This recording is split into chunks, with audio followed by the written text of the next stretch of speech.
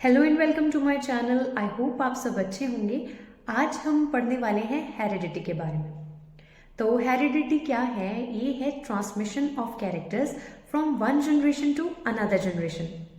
अभी ऐसे हमें नहीं समझ में आएगा कि कौन से कैरेक्टर्स कहाँ पर कैसे ट्रांसफर हो रहे हैं। तो कैरेक्टर्स मतलब एक ऑर्गेनिज्म के जो, जैसे हम ह्यूमंस अपनी बात करें तो हमारी बॉडी का जो बेसिक डिज़ाइन है उसके जो कैरेक्टर्स हैं, जैसे कि हमारी कोई हाइट होगी, हमारी कॉम्प्लेक्शन कोई होगी, हमारी हेयर लेंथ कोई होगी या हेयर्स का कोई कलर होगा, तो वो सब चीज़ें क्या हैं? वो हैं कैरेक्टर्स। तो अगर हम अपने पेरेंट्स को देखें तो उनमें भी ये कैरेक्टर्स प्रेजेंट हैं, तो वही कैरेक्टर्स हम में भी प्रेजेंट हैं, तो फिर भी हम उनसे डिफरेंट हैं। हम ह्यूमंस अगर देखें, हमारी जो सिमिलैरिटी है वो दूसरे किसी ह्यूमन के साथ इतनी है कि हम 99.9% दूसरे ह्यूमन के साथ रिजेंबल करते हैं। हम अपने पेरेंट्स के साथ भी रिजेंबल करते हैं। उनके भी दो कान हैं, हमारे भी कान हैं, उनके भी दो आंखें हैं, हमारे भी हैं। मतलब हमारा जो बेसिक बॉडी डिजाइन है वो तो सेम है, मगर हमारी बॉडी में 0.01% डिफरेंसेस रहते हैं, जिसकी वजह से हमारी जो शक्ल है या हमारा जो चेहरा है वो हमारे पेरेंट्स के साथ मैच नहीं करता या हम उनकी डिट्टो कॉपी नहीं है। अब हम बोलेंगे कि ऐसा तो इसलिए है कि हम जो हैं वो सेक्सुअली रिप्रोड्यूस होते हैं, हम में इसलिए वेरिएशंस हैं। नहीं, जो ऑर्गेनिज्म एसेक्सुअली भी रिप्रोड्यूस करते हैं उनके केस में भी वेरिएशंस होती हैं, मगर उनमें थोड़ी कम वेरिएशंस होती हैं। जो ह्यूमंस हैं या और एनिमल्स हैं उनमें ज़्यादा वेरिएशंस होती हैं।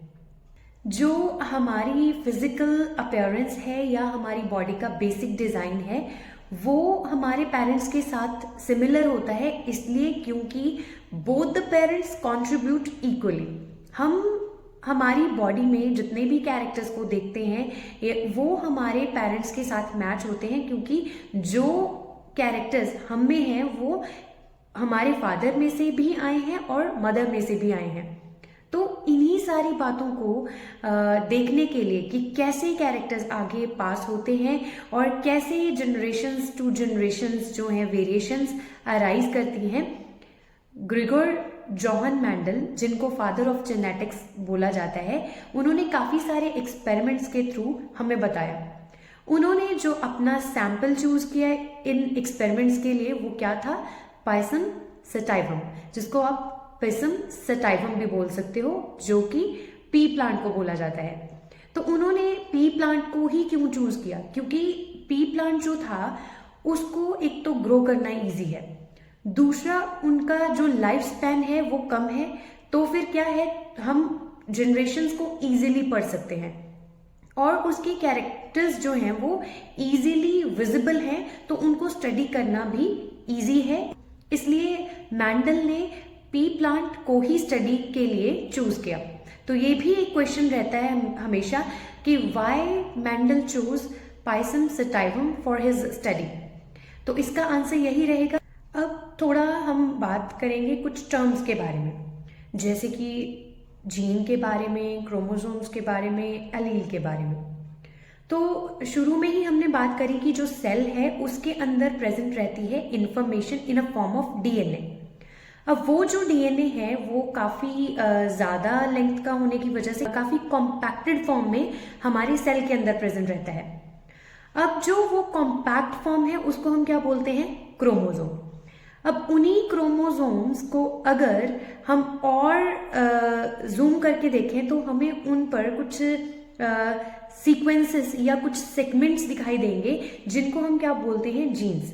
मतलब जो जीन्स हैं वो क्या है, वो कैरेक्टर्स को कोड करते हैं, मतलब वो कुछ प्रोटीन्स को भी कोड कर सकते हैं या आपकी बॉडी में आपके वेरियस फंक्शंस के लिए रिस्पॉन्सिबल हैं।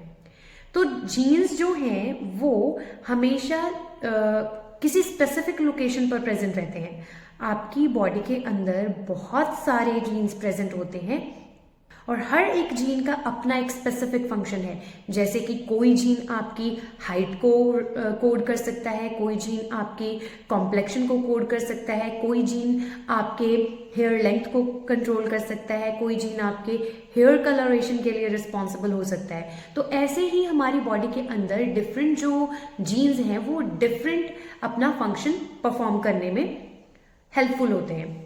तो ऐसे जो जीन्स हैं वो जो हम कह सकते हैं कि वो डीएनए की ही कोई सीक्वेंस है, क्योंकि डीएनए है वो क्या है, कॉम्पैक्ट फॉर्म में प्रेजेंट है। उसी कॉम्पैक्ट फॉर्म को हमने क्या बोल दिया, क्रोमोसोम। अब उसी क्रोमोसोम के ऊपर कोई स्पेसिफिक लोकेशन पर क्या प्रेजेंट रहता है, कोई जीन, मतलब वही कोई स्पेसिफिक जो लोकेशन है, कोई स्पेसिफिक जो सीक्वेंस है वो क्या है, जीन है। और वही जीन आपके various body functions and various characters के लिए रिस्पॉन्सिबल होता है।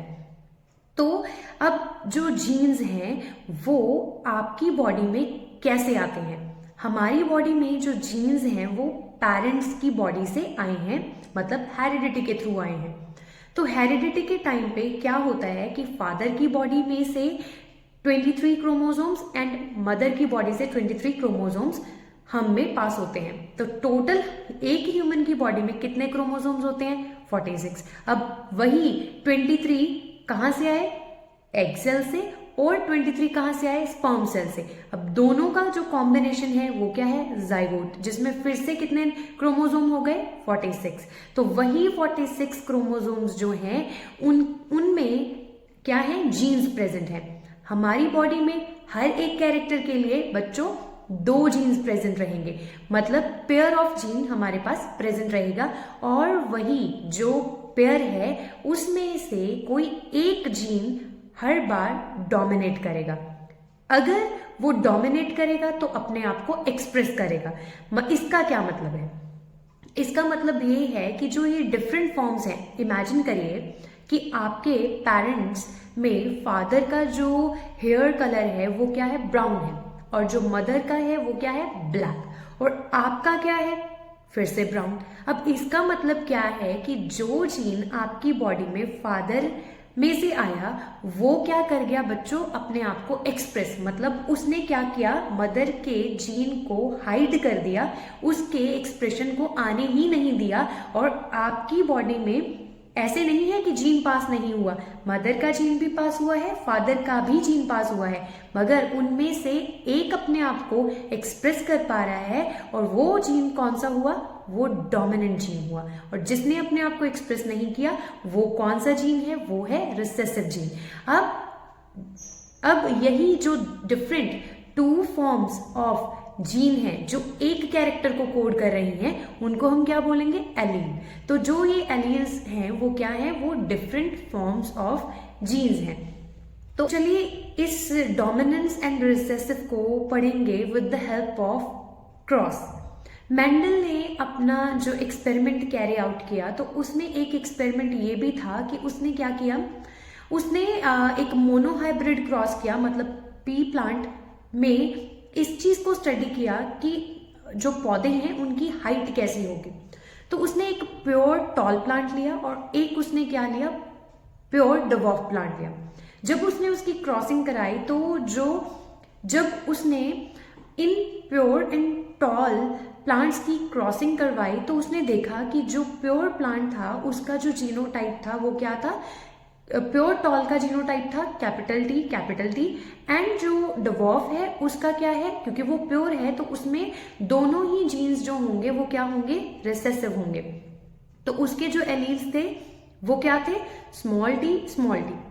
अब उनके जो गैमीट्स बनेंगे, अब गैमीट्स क्या होंगे टॉल के, कैपिटल टी। बच्चों याद रखना है आप लोगों ने, जब भी आपने डोमिनेंट एलील को लिखना है तो आप कैपिटल लेटर यूज करोगे, जब भी आपने रिसेसिव एलील को लिखना है तब आप लिखोगे स्मॉल लेटर या लोअर केस आप यूज करोगे। तो जो कैपिटल लेटर है, मतलब जब भी आपने देखा कि जो प्योर प्लांट है उसमें आपके पास कौन सा जीनोटाइप है, कैपिटल टी, और जो आपके पास डवार्फ प्लांट है उसमें क्या है, स्मॉल टी। अब क्या होगा, जब इनमें से गैमीट्स बनेंगे तो पॉसिबिलिटी क्या रहेगी कि या तो कैपिटल टी और कैपिटल टी, क्योंकि जो एलील्स हैं वो तो सेम है, तो फिर क्या आएगा, capital T and capital T. और उसके केस में, डिवॉर्फ के केस में कौन से गैमेट्स बनेंगे, small T and small T. अब इनकी जब होगी क्रॉसिंग, तो यहां पर हम देखेंगे कि कैपिटल टी जो है वो किसके साथ पॉइंट कर सकता है, स्मॉल टी के साथ। तो F1 जनरेशन में हमारे पास सारे के सारे पौधे क्या हैं, टॉल, क्योंकि यहाँ पर हमारे पास एक जीन अगर डोमिनेंट प्रेजेंट है तो उसका इफेक्ट आएगा, वो रिसेसिव को क्या करेगा, हाइड करेगा। तो फर्स्ट जनरेशन में 100% क्या है, सारे के सारे पौधे जो है वो टॉल है। मगर यहाँ पर ये पौधे जो हैं उनको हम प्योर टॉल नहीं बोलेंगे, क्योंकि कंडीशन क्या है यहाँ पर, हेटेरोजाइगस डोमिनेंट। जो पेरेंट्स में जो टॉल प्लांट था वो क्या था, उसके दोनों ही एलील्स क्या थे, सेम थे। तो वो कंडीशन क्या थी, वो थी होमोजाइगस डोमिनेंट वाली। तो उधर क्या सीन है, वो भी सेम है, स्मॉल टी, तो वहां पर होमो उन्होंने बनाया है क्या, जाइगोट, तो जाइगस तो क्या है, रिसेसिव, क्योंकि वो दोनों ही कौन से एलील्स हैं, वो रिसेसिव हैं। तो क्या बनेगा वहां पर, होमोजाइगस रिसेसिव। अब जो F1 जनरेशन का कॉम्बिनेशन बना है वो क्या है, हेटेरोजाइगस डोमिनेंट। तो F1 जनरेशन के जो सारे के सारे पौधे हैं वो क्या है, हेटेरोजाइगस डोमिनेंट। अब आगे मेंडल ने क्या किया, उसने इन्हीं पौधों को, मतलब जो F1 का रिजल्ट था उनको दोबारा से क्रॉस करवा दिया, उनकी सेल्फिंग करवा दी। सेल्फिंग का क्या मतलब है कि उसने F1 जनरेशन के ही पौधों को आपस में क्रॉस करवा दिया। तो मतलब कैपिटल टी स्मॉल टी वाले को क्रॉस करवा दिया कैपिटल टी स्मॉल टी के साथ। उसने हेटेरोजाइगस जो डोमिनेंट है उसको हेटेरोजाइगस डोमिनेंट के साथ ही क्रॉस करवा दिया। तो उसका रिजल्ट क्या आया, उसमें उसको जो F2 जनरेशन में पौधे मिले वो सारे क्या थे, उसमें एक पौधा ऐसा भी था जो क्या था, होमोजाइगस डोमिनेंट। मतलब क्या था, वो टॉल तो था, मतलब वो उसकी जो जीनोटाइप थी वो क्या थी, होमोजाइगस डोमिनेंट। मतलब उसके दोनों के दोनों जीन्स क्या थे, डोमिनेंट वाले थे। तो जो दूसरे दो पौधे उसके पास कुछ ऐसे आए कि जो थे टॉल तो थे मगर वो क्या थे, हेटेरोजाइगस डोमिनेंट। मतलब उसके जीनोटाइप में एक एलील डोमिनेटिंग था और एक एलील क्या था, रिसेसिव। और जो चौथा प्लांट था वो प्लांट रिसेसिवनेस को शो कर रहा था। मतलब उसमें क्या था, उसमें दोनों ही जो एलील थे वो रिसेसिव थे।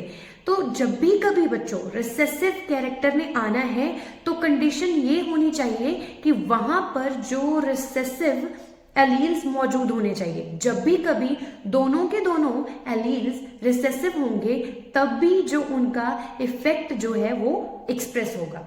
अदरवाइज जो है वो एक जो हमने पहली जनरेशन देखी, पहली जनरेशन में भी रिसेसिव एलील प्रेजेंट तो था मगर वो अपने आप को एक्सप्रेस नहीं कर पा रहा था।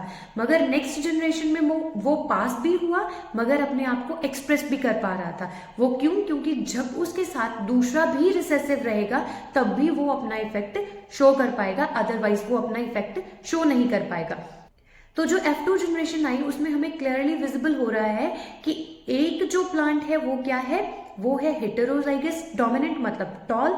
जो दूसरे दो प्लांट्स हैं वो क्या है, वो है हेटेरोजाइगस डोमिनेंट मतलब वो टॉल तो है, मतलब उनके पास क्या है, एक डोमिनेंट और दूसरा रिसेसिव जीन। और जो लास्ट में एक पौधा बचा वो क्या है, वो है होमोजाइगस रिसेसिव। तो हमारे पास जो जीनोटिपिक रेशियो बनेगी, मतलब जिससे हमें पता चल रहा है कि जीन्स कैसे अपने आप को डिफरेंट फॉर्म में अरेंज करके बैठे हुए हैं, तो वो क्या है, वो है 1:2:1। तो 1 प्योरली टॉल, दूसरा जो है वो क्या है, हेटेरोजाइगस है, और जो तीसरा केस है वो क्या है, होमोजाइगस वाला है। तो हमारे पास 3 प्लांट जो हैं वो टोटल टॉल हैं और एक प्लांट हमारे पास क्या है, डिवॉर्फ। तो ये कौन सी रेशो हुई जिसमें हमने बोला कि 3 प्लांट जो हैं वो टॉल हैं, एक हमारे पास क्या है, डिवॉर्फ। तो वो रेशो आपको जस्ट ये बता रही है कि एक पौधा जो है वो उसकी हाइट दिखने में कैसी है, टॉल है या डिवॉर्फ है। जब आप फिजियोलॉजी के बेसिस पर क्लासिफिकेशन कर रहे हो, मतलब उसकी परसेंटेज बता रहे हो या उसकी रेशो निकाल रहे हो, तो उस रेशो को आप क्या बोलोगे, पी से बच्चों याद कर लेना, फिनोटिपिक, और पी से ही याद कर लेना फिजियोलॉजी। तो जो रेशो आपको किसी भी ऑर्गेनिज्म की फिजियोलॉजी बताती है वो रेशो क्या है, वो है फिनोटिपिक। और जो रेशो आपको जीन टाइप के बारे में बता रही है उसको हम क्या बोलते हैं, जीनोटिपिक। तो इस केस में हमारे पास F2 जनरेशन में जीनोटिपिक रेशो क्या है, 1:2:1, और जो फिनोटिपिक रेशो है वो क्या है, 3:1। मतलब 3 पौधे क्या है, टॉल, और 1 पौधा क्या है, डवार्फ। तो ये है मोनोहाइब्रिड क्रॉस। तो अब इस क्रॉस को हमने मोनोहाइब्रिड क्यों बोला, इस क्रॉस को मोनोहाइब्रिड इसलिए बोला क्योंकि इसमें हमने एक टाइम पर प्लांट का सिर्फ एक कैरेक्टर पढ़ा है। अगर हम 2 कैरेक्टर्स को इकट्ठा स्टडी करेंगे या एक टाइम पर हम 2 कैरेक्टर्स को पढ़ेंगे तब हम उसको क्या बोलते हैं, डाईहाइब्रिड क्रॉस। अब मेंडल ने जब एक पी प्लांट में इन 2 कैरेक्टर्स मतलब शेप एंड कलर को स्टडी किया तो उसने उस क्रॉस को क्या बोला, डाईहाइब्रिड क्रॉस। इसमें उसने round yellow seed bearing plant को क्रॉस करवाया green wrinkled seed bearing plant के साथ। अब जब उनका जो जीनोटाइप था उसको अगर हम देखें वो क्या है, capital Y capital R capital R, जो किसको सिग्निफाई करता है, जो सिग्निफाई करता है येलो एंड राउंड कलर को, yellow colour and round shape को। और दूसरी तरफ उसने दूसरा जो प्लांट लिया वो क्या है, वो है ग्रीन रिंकल्ड। ग्रीन रिंकल्ड के लिए उसने जो जीनोटाइप रखा वो क्या था, small y and small r। जब उसके गैमीट्स बने तो क्या गैमीट्स बने, capital Y capital R। 4 capital Y capital R हमें किससे मिले, जो था yellow round seed bearing plant. और जो दूसरी तरफ हमारे पास प्लांट है जो है ग्रीन रिंकल्ड प्लांट, उसमें से हमें गैमीट्स मिले 4, कौन से, small y and small r। मतलब हमें वहां से कौन सा गैमीट मिला, हमें मिला वहां पर रिंकल्ड ग्रीन या ग्रीन रिंकल्ड। तो जब उनकी क्रॉसिंग हुई तो वहां से हमारे पास कैसे प्लांट्स आए, हमारे पास जो प्लांट आए वो सारे के सारे क्या थे, येलो राउंड थे। क्यों, क्योंकि उनका जीनोटाइप कैसे बनेगा, वो बनेगा capital Y capital R small r। अब बच्चों एक भी अगर डोमिनेंट जीन प्रेजेंट होगा तो उसका इफेक्ट आएगा। तो यहाँ पर हम देख पा रहे हैं कि इस फर्स्ट जनरेशन में हमारे पास सारे के सारे प्लांट्स जो हैं उनका जो जीनोटाइप है वो क्या है, वो है capital Y capital R small r। अब कैपिटल Y मतलब येलो कलर और कैपिटल R मतलब राउंड शेप। तो सारे के सारे जो पौधे हैं उनके जो सीड्स हैं वो क्या हैं, yellow colour and round shape के। अब फिर मेंडल ने आगे क्या किया, इन्हीं F1 जनरेशन में से कोई 2 पौधे लिए और उनकी फिर से करवा दी सेल्फिंग, सो दैट वो टेस्ट कर सके कि F2 जनरेशन में क्या कोई वेरिएशन आती है। जब उसने सेल्फिंग करी तो उसको डिफरेंट तरह के प्लांट्स मिले, उसमें पेरेंटल टाइप भी थी और कुछ नए तरह के पौधे भी थे। तो जो रिजल्ट आए उसमें जो उसने सेल्फिंग करी तो सेल्फिंग में कौन से पेरेंट्स होंगे, capital Y small y capital R वाले 2 होंगे। तो उनकी जब हम गैमीट्स बनाएंगे तो वो कैसे कॉम्बिनेशंस होंगे, वो कॉम्बिनेशंस होंगे कैपिटल Y कैपिटल R, मतलब एक गैमीट ऐसा होगा। और दूसरा गैमीट क्या होगा, कैपिटल Y के साथ स्मॉल r, फिर स्मॉल y के साथ कैपिटल R, फिर स्मॉल y के साथ स्मॉल r। ऐसे ही दूसरे प्लांट के गैमीट आएंगे।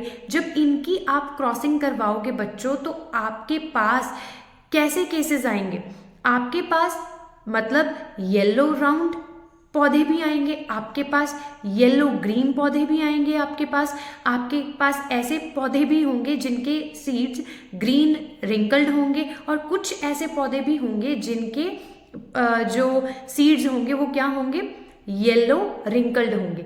तो हमारे पास पेरेंटल टाइप भी आ रही है, हमारे पास जो है वो नए तरह के पौधे भी आ रहे हैं। तो ऐसे जब उसने जीनोटाइपिक रेशो को कैलकुलेट किया तो उसने देखा कि उसके पास 9 पौधे जो थे वो क्या थे, येलो राउंड, और 3 क्या थे, येलो रिंकल्ड, और 3 क्या थे, वो थे राउंड येलो, और 1 क्या था, रिंकल्ड ग्रीन।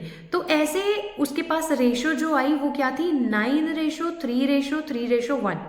तो फिर उसने आगे चल के दूसरी रेशो भी काउंट करी कि कितने तरह के जो है वो जीन्स एक्चुअली में वो एग्जिस्ट करते हैं। अगर आपने इसकी सही रेशो कैलकुलेट करनी है तो इसका एक ट्रिक है कि भाई आपने गैमीट्स जो हैं वो सही से अरेंज करने हैं। आप पहले हमेशा कौन सा जो गैमीट है वो रखो, वो कैपिटल लेटर्स वाले रखो, मतलब कैपिटल वाई कैपिटल आर, फिर उसके नेक्स्ट रखो कैपिटल वाई के साथ स्मॉल आर, फिर उसके बाद रखो आप स्मॉल वाई के साथ कैपिटल आर, फिर उसके बाद रखो आप स्मॉल वाई के साथ स्मॉल आर, जैसे कि आपको दिखाई दे रहा है।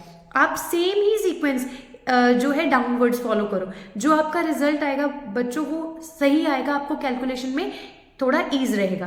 तो आपको एक ट्राइंगल जैसा बनता हुआ दिखाई देगा, तो जो सारे वहां पर आएंगे वो आप कैलकुलेट करके देखना, वो 9 होंगे आपके, और रेस्ट उसके आगे आपके पास 3 जो होंगे वो आपके डिफरेंट तरह के पौधे होंगे। तो जो आपका रिसेसिव होगा ना, वो होमोजाइगस रिसेसिव वाला कंडीशन वो आपके लास्ट बॉक्स में होगा। तो ये ट्रिक है आपको जो आप यूज कर सकते हो जब आपने डाई हाइब्रिड क्रॉस को लिखना है।